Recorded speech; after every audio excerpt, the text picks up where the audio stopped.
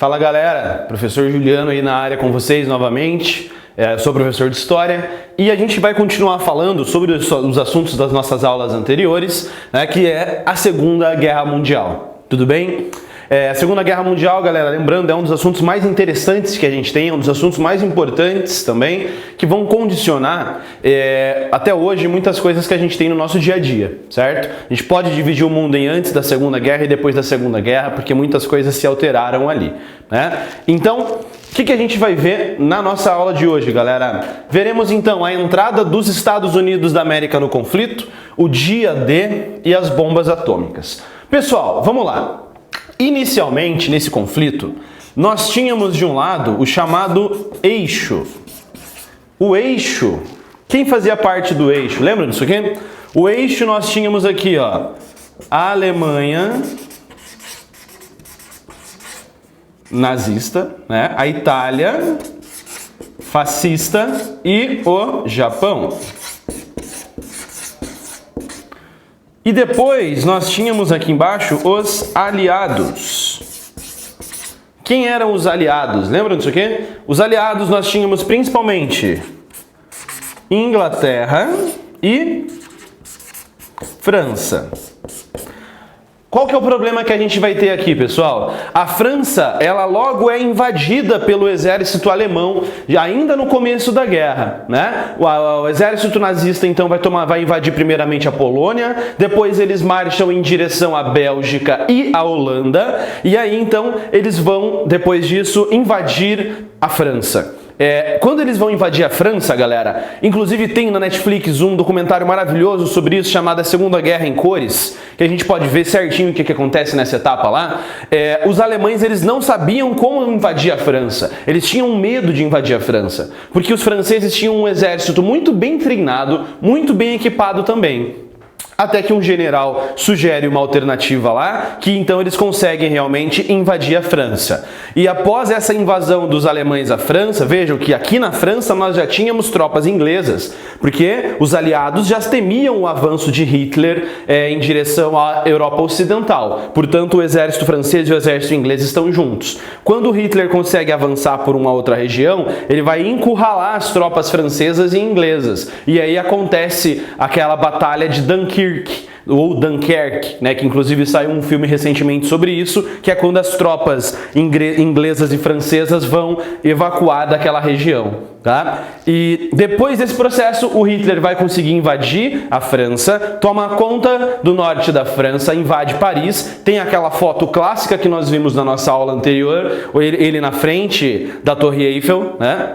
E ali eles conseguem tomar conta de Paris. Tomam o norte da França. O sul da França transforma-se em um estado satélite, chamado República de Vichy, não é mesmo? Quando nós temos o general Pétain, que era um colaboracionista. O que significa isso? Que colaborava com as tropas nazistas. Enquanto isso, o primeiro-ministro francês Charles de Gaulle está na Inglaterra tentando liderar uma resistência por meio do rádio, enviando informações às resistências francesas, ok? E aí então, o que a gente vai ver hoje é a decorrência desse processo. Lembra que depois de invadir a França, o Hitler invade a Inglaterra, e aí lá acontece que os ingleses descobrem como decifrar o enigma. Lembra que eu indiquei para vocês o filme O Jogo da Imitação? E ali o Hitler tem algumas derrotas importantes, só que depois disso, a principal derrota que o Hitler vai ter, qual vai ser, pessoal? A derrota na Batalha de Stalingrado. Ali morrem milhares de soldados nazistas, né? A União Soviética vence a Batalha de Stalingrado, que é a batalha mais sangrenta da Segunda Guerra Mundial. E com certeza a batalha mais sangrenta que a gente já teve em qualquer outro conflito também, certo? E após esse fato, enquanto na verdade o Hitler está invadindo a União Soviética, a gente tem que colocar aqui também, ao lado dos aliados, enquanto Hitler está invadindo a União Soviética, lembra que antes disso Hitler tinha feito um tratado de não agressão com Stalin, mas mesmo assim ele invade a União Soviética. Ele está invadindo aqui, nesse processo todo, lembra que todos esses três países aqui tinham uma política expansionista, que buscavam aumentar o seu território. O Japão também. E no meio dessas expansões do Japão, o Japão acaba que invade uma região pertencente aos Estados Unidos, e aí nós temos o ataque a Pearl Harbor. Tudo bem? Então, após o ataque japonês a Pearl Harbor, galera, nós teremos a entrada diretamente dos Estados Unidos nesse conflito. Só que vamos ver o que acontece aqui, pessoal. A gente fala que os Estados Unidos entra efetivamente a partir de então. Mas os Estados Unidos, que havia declarado neutralidade, não era tão neutro assim. Por quê? Ele já financiava os aliados. Ele realizou inúmeros empréstimos para os exércitos e para os países pertencentes aos aliados, né? Contrários aqui aos ideais do eixo do mal que a gente vai ter. Então, antes da entrada direta, os Estados Unidos auxiliaram financeiramente os aliados. Olha quanto dinheiro que eles emprestaram, galera. 50,1 bilhões de empréstimos sendo feitos, né? E a partir disso daqui, os Estados Unidos já demonstram um certo interesse na guerra. Além de emprestar dinheiro, os Estados Unidos também vendiam armas para os aliados, né? E navios também que foram utilizados apenas durante a Primeira Guerra Mundial, foram cedidos para os aliados, nesse processo aqui também. Então você já vai vendo que os Estados Unidos já estava participando do conflito, beleza? E aí, 1941, assinada a Carta do Atlântico, assinada entre os Estados Unidos e a Inglaterra, que buscava um acordo do mundo, pensando como que seria as relações econômicas entre Estados Unidos da América e Grã-Bretanha após a Segunda Guerra. Isso ainda em 1941. Percebam então que a gente já tem os ideais dos Estados Unidos em batalhar junto dos aliados, beleza? O Japão vai expandindo os seus territórios enquanto isso, né? E acontece o chamado ataque a Pearl Harbor. A gente já chega lá. Antes disso, o Japão invade a Indochina, invade também outras regiões do território chinês, e como os Estados Unidos era contrário aos ideais japoneses nesse período, o que ele vai fazer? Ele realiza empréstimos para a China, por meio de um negócio chamado Land-Lease, que é o que vai ser os empréstimos de uma maneira geral, tá? Então, os Estados Unidos emprestam dinheiro para a China, para poder conter o avanço dos japoneses. E olha a sacanagem que os Estados Unidos vai fazer com o Japão também aqui, galera. Eles vão congelar os investimentos japoneses que existiam nos Estados Unidos.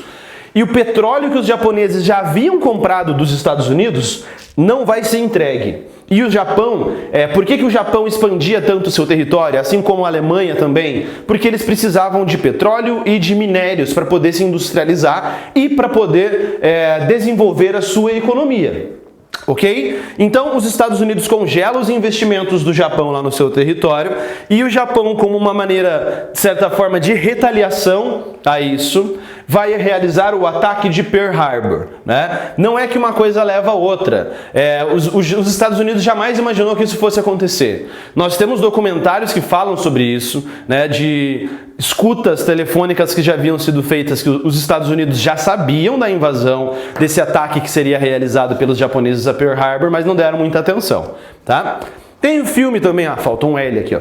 Tem um filme também sobre Pearl Harbor, que é hollywoodiano lá, é legalzinho, tá? É exagerado demais, é romanceado, mas tem algumas coisas interessantes. Depois disso aqui, então, vamos dar uma olhada no avanço dos japoneses, tá? Observe aqui comigo, então. O Japão, aqui na região da Ásia, né, do Oceano Pacífico, anexou regiões da China, invadiu a Manchúria, toma todas essas regiões aqui, invade a Indochina francesa também, que a gente vai ter, e vai expandindo o seu território, vai tomando conta dessas ilhas, tá? E a próxima ilha que eles tinham para ser dominada era Pearl Harbor, uma região que fica ali nas ilhas do Havaí. E então acontece esse ataque a Pearl Harbor que a gente tem nessa imagem. Inclusive você vai ver, essa parte aparece algumas coisas legais sobre isso no filme, sobre os ataques lá e tal, né? Aqui eu coloquei para vocês também, achei que eu tinha posto aqui, mas não, depois a gente volta a falar sobre isso. Os Estados Unidos, a partir desse ataque japonês, declara guerra realmente ao Japão e ao eixo de uma maneira geral, né? Então, nós teremos, a partir de 1942, a entrada do lado dos aliados, Estados Unidos da América, em 1942. Quem entra junto logo em seguida com os Estados Unidos na guerra? Nós, bicho. O Brasil. Lembra que os Estados Unidos vão fornecer empréstimos para o governo brasileiro, para o governo varguista? Lembra que o Getúlio Vargas ele não sabia, não tinha dado a intenção de para qual lado ele ia lutar, porque ele era um fascista, né, em alguns aspectos. E até que então os Estados Unidos emprestou uma grana para o Brasil e o Brasil entra ao lado dos Estados Unidos no conflito, tá?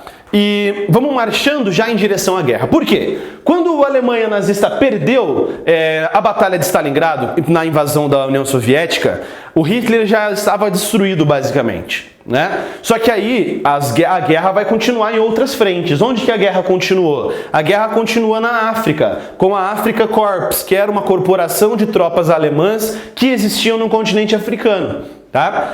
Por quê? Porque o Hitler falou que ele precisava vencer em algum lugar. E tinham alguns generais bons que dominavam tropas alemãs nesse período aqui também no continente africano. Tá? E no meio disso tudo aqui, vejam, a Alemanha nazista já está se enfraquecendo. E aí pega e entra os Estados Unidos na guerra. Um país que não tinha tido nenhum ataque no seu território, um país que só estava investindo em armas, emprestando dinheiro para os demais países. Então, galera, você pode perceber que a entrada dos Estados Unidos no conflito é algo que vai ser para jogar as últimas pás de terra por cima desse conflito mesmo, né? Para matar de vez os nazistas. Então, a guerra continua, mas temos o fracasso da Afrika Korps também no território, logicamente, africano, tá? E acontece ainda durante esse período da guerra a chamada Conferência de Teherã. O que foi a Conferência de Teherã, galera? Uma união entre os Estados Unidos, a União Soviética e a Inglaterra para ver como que eles iam acabar de vez com o nazismo, como que eles iam dominar, fazer com que a Europa voltasse a se desprender do nazismo, né? Organizam ataques à Alemanha e também vão organizar ataques à França e a libertar a França, perdão, ataques à Itália e a Berlim. Olha que legal. Aqui nesses ataques à Itália, quem que vai ser extremamente importante, mano? Nós, Brasil. Na Batalha de Monte Castelo. Aqui o Brasil vai participar diretamente nesse período aqui do chamado Dia D. O Brasil não desembarca na Normandia, como a gente vê filmes falando sobre isso, como, por exemplo, o Resgate do Soldado Ryan, né? Mas o Brasil participa no domínio de Monte Castelo e a gente vai ver o porquê que isso é importante. Vem comigo. Epa, acabou minha pilha. Aqui nós temos a Conferência de Teherã, né? Aqui, Joseph Stalin, comandante da União Soviética. Roosevelt, aqui ao meio, presidente dos Estados Unidos da América, e aqui ao canto, quem que é esse cara? O Winston Churchill, que já está nesse período como primeiro-ministro da Inglaterra, tá? No começo da guerra não era ele o ministro, era o Neville Chamberlain. Depois ele acaba por causa das derrotas inglesas que acontecem na França, o Neville Chamberlain sai do poder e o Winston Churchill assume. E eles aqui estão organizando, dentre esses acordos, na Conferência de Teherã, o principal deles, a principal medida é o ataque da chamada Operação Overlord, organizando o Dia D. Vamos ver então o que é isso, galera. Olha esse mapa que da hora. O que está em azul... ele é ou domínio direto dos nazistas, ou é domínio influenciado e colaboracionista à Alemanha nazista. Olha o tanto de coisa azul que você tem aqui. Qual que foram os problemas, né? Olha o que aconteceu. Quando eles estão indo para a batalha de Stalingrado e perdem, a União Soviética começa a se reestruturar nesse canto aqui, tá? A Alemanha nazista, claro, tinha uma grande extensão territorial. Então, qual que é o problema da Alemanha? O mesmo da Primeira Guerra Mundial. Ela tinha que atacar em uma frente por aqui, outra frente por aqui. Agora você tem mais uma frente que é a frente do Mediterrâneo. Então, o Dia D, o que seria? A Operação Overlord. Eles queriam enfraquecer de vez o nazismo, queriam enfraquecer de vez a Alemanha nazista, né? E aí nós teremos aqui o Dia D dessa Operação Overlord, que acontece no dia 6/6. Essa operação como um todo seria um ataque simultâneo que os aliados iriam fazer contra a Alemanha nazista. Essa imagem que a gente tem aqui é a imagem dos tanques anfíbios chegando à Normandia. Onde fica a Normandia, galera? Fica na região que fica próxima, aqui mais ao norte da França, nessa região que a gente vai ter, cadê no mapa? Deixa eu me localizar. Aqui, nessa região que nós temos aqui, em direção então à Inglaterra. O desembarque na Normandia é retratado lá no filme O Resgate do Soldado Ryan. Inclusive lá tem uma série chamada Band of Brothers, que é excelente sobre isso aqui também, tá? E os ataques a gente vai ver como que vão ser feitos. Eles vão querer dominar a França, ao mesmo tempo que teremos ataques na França, teremos ataques na Itália, a Itália do eixo, comandada pelo Mussolini, né? E é aqui que o Brasil participa, na Batalha de Monte Castelo, libertando a Itália do fascismo. Brasileiro matou fascista, bicho. Isso é da hora, né? Fascista você não tem que ter diálogo não, tá? Então, nessa operação, nós temos aqui cerca de 2 milhões de soldados. O dia D, que é muito famoso, ocorre no dia 6 de 6 de 44, lá na Normandia, no norte da França. Tá? Ali nós temos então o desembarco de tropas aliadas na Normandia. Olha que legal. Esse é um mapa, tá? Para você ver as operações Utah, Omaha, Gold, Juno e Sword. Aqui você vai ter esse ataque sendo feito todo ele ao mesmo tempo. As tropas invadindo o norte da França para libertar o território francês então do nazismo, né? Isso aqui é maravilhoso porque eles conseguem vencer. Claro que teve uma certa dificuldade. O grande ponto importante foi a chegada ali então dos paraquedistas americanos que aparecem lá na série do Band of Brothers, ok? Graças a isso a França vai sendo reconquistada. Rapidamente eles reconquistam o norte da França, vão adentrando, reconquistam Paris, vão matando nazistas e com isso os nazistas também vão voltando para a direção do seu território da Alemanha, né? E o fim da guerra. 1º de maio de 1945, nós temos a União Soviética conquistando Berlim. Então, veja, você tem 3 frentes de ataque. Você tem a União Soviética vindo para conquistar Berlim, você tem tropas aliadas chegando aqui na região nordeste da Itália e você também tem o desembarque na Normandia. Tudo acontecendo ao mesmo tempo. Extremamente complicado para o Hitler conseguir se defender, né? E aí, no 1º de maio de 1945, foi proposital, 1º de maio. Por que é 1º de maio? O que é 1º de maio? Dia do Trabalhador. A União Soviética é a união das repúblicas socialistas soviéticas em que o trabalhador operariado é vangloriado por eles. E então, eles atrasam o domínio de Berlim para que eles consigam dominar no dia 1º de maio. Tá? Quando eles estão dominando Berlim, na verdade, um dia antes, o Adolf Hitler comete suicídio. O Hitler estava em um bunker escondido, mandando ordens lá, completamente alucinado, maluco já, falando coisas completamente sem sentido, né? Ele comete suicídio, a sua família toda também de uma maneira geral, e no dia 1º de maio nós temos o domínio de Berlim. Derrota de Mussolini, em 28 de 4 de 45, aqui nós temos a participação brasileira, e continua rolando a Batalha do Pacífico, né? Aqui eu tenho uma imagem para vocês, essa aqui, daqui a pouco eu falo. Então a guerra continua no Pacífico, mas os Estados Unidos têm uma superioridade militar gigantesca, né? Aqui aparece muito bem aquele outro filme sobre a Segunda Guerra Mundial, que é Até o Último Homem, a gente vai ter uma participação importante sobre isso daqui. E a guerra acaba de vez, galera, quando nós temos o ataque de 2 bombas atômicas em Hiroshima e Nagasaki. E então acontece a rendição japonesa. Essa é uma foto clássica, né, do domínio lá de Iowa Jima, que é uma batalha importante com os soldados estadunidenses levantando a sua bandeira. Aqui, os ataques das bombas atômicas de Hiroshima e Nagasaki. A guerra já tinha acabado. Por que os Estados Unidos faz isso então? Para demonstrar o seu poderio para a União Soviética, viu? E aqui a conquista de Berlim, sendo colocada uma bandeira soviética, uma bandeira da União Soviética ali então, na cidade de Berlim, mostrando que o Hitler já tinha perdido tudo. Aqui a gente acaba o conflito, acabamos a Segunda Guerra Mundial, vimos aí então os pontos mais importantes. Se você teve alguma dúvida, vai pausando o vídeo, vai reassistindo, certo? Faça as atividades da plataforma que já estão disponíveis para vocês. E eu sou o professor Juliano César Silva, foi um prazer dar essas aulas para vocês e bons estudos e até a nossa próxima aula. Tchau!